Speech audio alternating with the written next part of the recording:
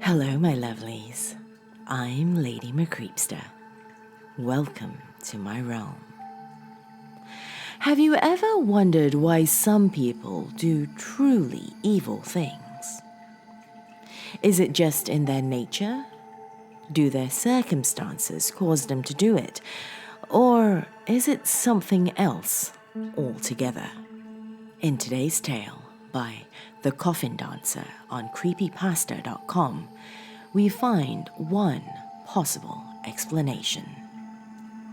So come now, my dears. Lean in closer, and we'll begin.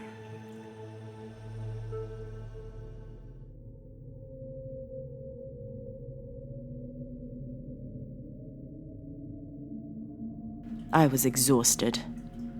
I had just gotten home from another day of forced monotony that we call a job. I wanted nothing more than to kick back with a cold beer and watch the hockey game. I walked to the fridge and grabbed a beer before shambling to the entertainment room. Still warm. Damn. I sat down in my comfiest recliner. The footrest sprung up and I pushed the back down far enough so I could just see the TV. I grabbed the remote and hit the power button. The TV flickered on, filling the room with the sound of hockey. It wasn't the same without the cold beer. I reluctantly sat back up and got out of my chair and made my way to the stairs leading up to the attic. I pushed the door open and stepped into the dark, musty room, thick with the stench of mold. I grabbed the flashlight that I kept by the attic door and clicked it on. I made my way around all the boxes, coming to the back of the attic. There, I found the fuse box. I set the flashlight down and began to tinker with the fuses. A bit of light caught the corner of my right eye.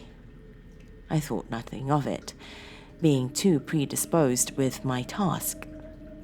I finished fixing the fuse and turned to my right to grab the flashlight, but it wasn't there.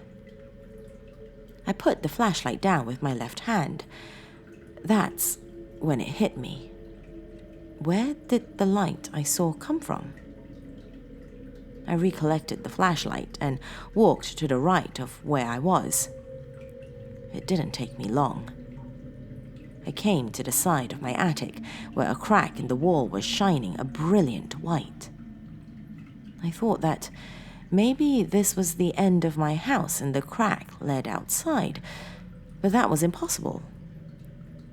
There was way more house below this light, and it couldn't lead outside. It was nighttime. I should have walked away, forgotten about it. Hell, if it was the middle of the day, I probably would have, but my curiosity got the better of me. I used the butt end of the flashlight to hammer through the wood where the light was emanating from. The larger I made the hole, the brighter my attic got. Soon, the hole was large enough for me to crawl through. I steeled myself before sticking my head through the hole. I came out in a room much like my rec room at home, but lit up by beautiful sunlight. I stood up and looked around. First thing I noticed was it was perfectly clean. Not a thing out of place, no dust anywhere. The second thing I noticed was the window. I walked over and looked out. What I saw was amazing. It was a small little village, small houses placed close together. I figured I was crazy. I went back through the hole and shoved a box in the way to block the light coming through. I went back downstairs to my entertainment room and turned on the hockey game. I forgot about the hole for weeks. My life was pretty normal. I followed the usual routine of work and friends, and when the hole did cross my mind, I passed it off as a dream. But the thoughts became more and more frequent. I became less and less sure of the idea that the hole was a dream. I had to go back. I decided that tonight was the night I go through the hole again. I've been preparing myself for days. I know I can't do this, but I know I have to. I work my way slowly to the attic and slide the box out of the way. Yes, the hole is still there. I was hoping it wasn't, but I knew I had to go on. I dropped to my hands and knees and crawled forward through the hole. I found myself once more in that same room again. I walked to the window to see nothing had changed. Everything was still the same. I wanted to go outside to explore, but there was no door. I slid the window open and dropped down onto the perfectly manicured grass. I decided to go left. I just walked. I wanted to know what this place was. I actually passed a few people on the street as I went. They smiled and waved, perfectly friendly.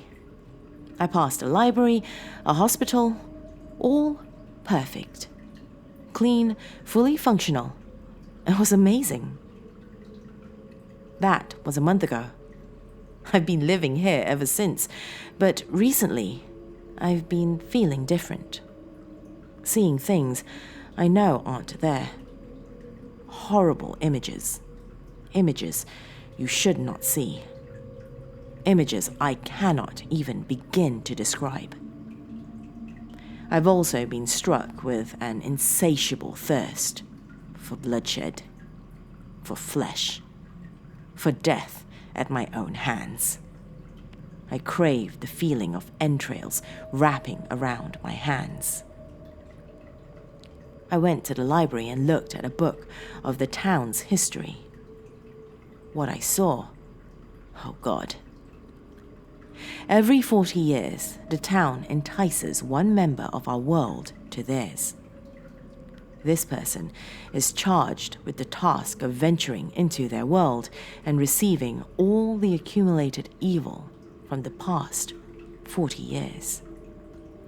Their world is allowed to exist in perfect harmony at the expense of one of ours. But I can't cope with this anymore. These images, this thirst, this primal hunger for death. I don't want to do this. I think I'm ready to come home. Excerpt taken from the Journal of Jeffrey Dahmer, 1978.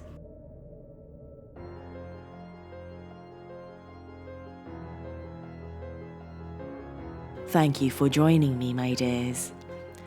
To my dark family on Patreon, do remember to vote for the story you'd like to hear next week. I hope to record them over the weekend for you. If you aren't yet a member of my dark family on Patreon and would like to be a member, check out patreon.com/LadyMcCreepsta.